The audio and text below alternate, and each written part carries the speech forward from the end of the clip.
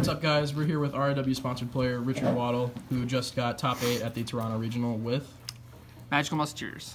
best deck. No, yeah. All right, let's get into it. All right, I played 3 Starfire, 3 Casper. Those are all very standard. 3 Kid Brave. Those are like the only 3 of, or the 3 of them that I would consider mandatory, because he helps draw you into cards that like unbrick you. And then these 2 are obviously just like the best engine starters. 2 Doc and 1 Calamity. This is the only Magical Musketeer cards I played. I thought this card was valuable just because like making the rank 4s either with this starting out or like this later in the game is always really good. Having that with these 3 up, you're not ever going to lose those games. But at the same time, like I didn't think you needed to play Wild because you never want to play Ties of the Brethren on any of these level 4s because it doesn't really do anything for you. So you'd rather just like use this effect to bring one of them out and then like Ties of the Brethren that, or actually just hold it because it's actually just not worth playing Wild to use Ties of the Brethren on. But these give you like a lot of recursion in the rank 4s. And it's also the only way, like, without doing that, to like that you can bring your board back from nothing with 1 card. So you could have this, bring out the Starfire from grave that you started out with, and then he can bring something out from deck. So I don't know. This deck really struggles with like having board presence and keeping it. So thought I'd play one of those. And then the last 4 monsters is just 3 Ash Mexi. Now, did you not have space for any more hand traps, or did you not think it was necessary with how the deck plays? The hand traps, they don't really trigger the monster effect, so I don't want to play too many of them. I tested Ghost Over and stuff like that, but I just wanted to play cards that like got the effects off. And along that same line, I started out with 3 Steady Hands. It's like a card that a lot of people don't play 3 of, but it's the only card in the deck that you can just activate on your first turn without your opponent having any cards, without any setup that can trigger their effects. So I thought that this card would be like really valuable to play. And at the same time, it's the only card that like doesn't target one of your opponent's cards too, so you can get over big cards like Masterpiece. One of the guys was like round 7 in against ABC. He just made Baguska in attack mode, and I just couldn't get over it because like all the cards target, and I just didn't have these. So that was the reason why I'm playing that. So like cross domination, when I started playing the deck, I thought was the most mandatory 3 of out of the spells because it was the best, and it is the best when in terms of like breaking boards or holding your own board, but at the same time, like you can't just play this on your first turn to like get the effects off. Right, it's not a starter. Right, so I decided to play like 3 Steady Hands just for that reason. Okay. And also 3 Tune Table of Contents. This card is always really good. Like this deck is so bad that you need cards that just give you wins when you draw them. And like, yeah, this card can be bad, but like you need to play cards like this so that you win on your good hands. And what was your reasoning behind not playing the Toon World as the 3rd searcher? I don't really like I don't like continuous spells, continuous traps at all against this deck because you're essentially like locking that zone out from that monster ever using its effect again. Outside, like if your opponent doesn't play a card there. So the level 3s are almost, I never want to play a continuous, I only played 1 continuous trap, but I almost never want to play it under one of the level 3s because they're all so good to loop. Right. Where I'll usually just actually play that in another slot to not trigger an effect, or under one of the level 4s just to make a rank 4. Right. So like the last Tune Table is always going to be dead, and the most utility you'll get out of that, and in my list, is break sorting, or making break sword, and then just popping it. Yeah, that's like literally it. But like it's so good just using these 2. You'll end your first turn like with a decent hand, with like 3 monsters on board, maybe a set card, and 6 in hand. So it's like a really good thing. Did that ever come up, or was it? It did. No, this card comes up too, and it's also one of the best cards to combo with Starfire. Like when you open this in Starfire, you can go off, and you're gonna have a really good turn outside of having Ties. It's like the other like combo that you can open up that can do something where you don't just lose to like a Kaiju or a board wipe. Right. So I played 3 Ties. Card's very ashable. It will always get ashed, but this card you can play again if it gets ashed. So if you have 2, you can play another one. There you go. And it's kind of like bad going second because when they ash this card, while you can still special summon for the rest of the turn, you still can't have your battle phase. So there's like times that'll come up where you can break their board, or you can try to set up and be greedy and play this card. And if it gets ashed, and you just can't even attack, so it's actually really bad. But it's a card you have to play. It's just like one of those cards that this deck can't win without, I don't think. Right. Maybe eventually, but like for this weekend, I thought it was a mandatory of. 2 Desires, didn't want to play 3 just because I don't ever want to resolve 2, draw multiple, and it's not, it's good, but it's not necessary. I'm sorry, it's completely stable in this deck, obviously, it's a +1. Yeah. Draw and then search. And then for the trap cards, I played 3 of the card I forgot the name of all weekend, the Dryden trap card. Desperado. It's probably Despacito. It's probably like actually the best trap card in the deck. Because it's when you're only like resolving 1 card to search it, it's usually gonna be this because it deals with a lot of things.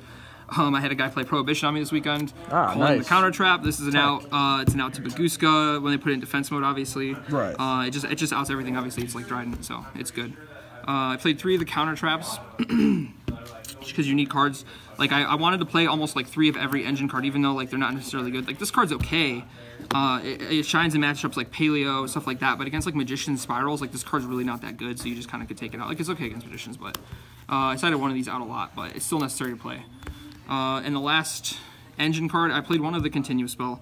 This card just protects your masters from being destroyed by card effects, which is kind of relevant with Sleeper. It's not very good against Magicians because the trap card and board wipes. Like board wipes mess this deck up. Purple Poison, stuff like that. But it's also just another card that is a lot like Steady Hands, like I was saying before, where there's scenarios that'll come up where you can search this card and just play it right away to trigger an effect if you need to. So it's like valuable in that regard too. Outside of like the protection it offers, it's good for that. It's good for that. And then the last 3 cards I played were 3 Solemn Strike because it triggers their effects, and it's one of the few cards that can stop your opponent when you don't have a board. So, you know, if they kaiju you, board wipe you, you don't have a response or something, or, you know, they just like Solemn Warning or normal summon, you can at least set a card like this and not like die or lose.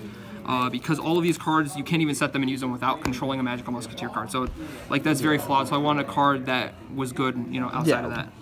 Onto the extra deck, I played 1 Grand Pulse. I actually made this card twice. It's pretty good. Break Sword, I made that. Acid Golem, I didn't make that. Nightmare Shark, Zen Mains. These are just cards that kind of like, this was just in my binder, so I put it in there. Did you ever sell it? No, I never made this. I never made Nightmare Shark. Acid Golem came up once. Like all 3 of these came up. It was pretty good. Would it be worth taking out for like Cherries targets, or do you not think that's viable? I don't know. I don't like hand traps because it doesn't trigger like the effects. Maybe like if Cherries was like better, if there was something worth cherrying, like if I don't know. I played 3 of the Lightning card just because like the rank 4s basically are going to be geared towards outing boards since this deck is really bad at that. Right. You want to use that rank 4 engine that you play to break boards, and that's kind of like why I just included this one. Dweller, because you can make it going first against dinosaurs to not auto lose. You know, some people won't though. Shout out to Gabe Marini, Shout out to player. Gabe Marini. Dark Rebellion XYZ Dragon, because I liked the Supreme King Dark Rebellion XYZ Dragon so much in the Magician deck, I had to play the original. But no, for real though, it's just good at breaking boards. Gaga Samurai, just the same thing. It helps you kill your opponent because actually, when you play the rank 4 engine, if you have 3 level 3s on board, like let's say you had a good turn, you ties, or you open Toon Table, the next turn you can trigger Casper Search at level 4 and then make him that's 8100. So if you have 3 of the level 3s on board and then just Casper, make 2 rank 4s make him it's 81, it's just a game. That's one of the solid. few ways to like follow up and actually kill them the next turn. I played Tornado Dragon because it's just a staple rank 4, Castel because it's ultimate and it seemed pretty good. Baguska, this card can be okay in the mirror match, like if your hand's like bad and you just if this is the only card you control and it's in attack mode, you're like beating the mirror match down for like turns they can't really do anything unless they have steady hands. A lot of people don't play multiple steady hands. Some of them weren't even playing any of them. Giant Hand because you know they was in my binder. I just wanted to play 15. That's fair. Seemed okay in the mirror. Gotta fill out the space on the deck list. Yeah, exactly. Side deck, I played 3 Chaos Trap Hole. It's good against everything. It's good against this deck. Pendulum. I actually hit a Masterpiece with this. It was kind of good. Nice. Just like because like you can take the approach because you have a searchable counter trap that negates spells and traps. You can lock your opponent out of playing most of the time. Like if you want to decide anti-spell against Pendulum, and you just can protect that anti-spell, you'll win the game. I didn't want to do that, but like I kind of just protected Chaos Trap Hole if it came up. Because it's the same thing, you know you're going to win that game if they can't hit the Chaos Trap Hole. They're not really ever going to get good enough advantage. I played 3 evenly matched because it's really good going second, and this deck sucks going second. 3 Cosmic Cyclone because outside of it being a good card in the meta, it triggers your effects. So like against Pendulum, Pendulum's already probably one of the easiest matchups this deck has because when you're trading cards with them, you're always going to be ahead of them, and then obviously you can play the cards in the outside zones, and they're forced if they're going to Pendulum Summon to give you effects. So like a lot of Pendulum players like that I played this weekend, no one really knew what the deck did, which is obviously like why I took it there. But this is just extra good for that reason. Raigeki because you need break boards, right? Yeah. If your ties gets Ash, you need Raigeki. You need something. It seems okay. I played 3 Ghost Hugger mostly for going second against Spiral because obviously like Sleeper's the card I fear most. I feel like everything else is pretty manageable except Sleeper. And I didn't want to like side Kaijus. You can't play cards like Lava Golem because you need the normal summon more than anything. Right. So Ghost Hugger was that answer, and it was pretty good all weekend. The last 2 cards were Dancing Needle. I wanted to play 2 just because it's just a blowout against so many decks. And you really don't want it going second because it doesn't do anything, but going first, you just win against so many decks. Like it's good against Spirals. I played against ABCs, and I had this card, and like I knew I wasn't going to lose that game. There's Minerva Sworn there at the top tables. It's good against that. It's pretty good against Paleo. Like you might as well side it in because you don't have like much else. But it's yeah, I don't know. I like that card a lot. All right. There's a lot of decks you can just side that in against where it's like good. Any shout outs or notable matchups? A lot of shout outs. I have to shout out Ali Alizadi. Asiati, and Hector Martinez for the 2 Caspers. Charles for the Starfire. A lot of people loan me cards to help get the deck done. Drew Manza for hating on the deck so hard. He just keeps me motivated. You know, I know he does it because he loves me. So shout out to him. Really, really good guy. The whole team, everyone who went, and yeah, the notable rounds. I like literally played all meta until my first loss was round 7. I started out 6-0 and it was just all pendulums and spirals. I played like 1 ABC and then I lost to spirals in the second to last round, and then drew with Trickstar in the last round because we started siding with like a minute left. So yeah, I think that's it. All right. Congrats, man. Thanks.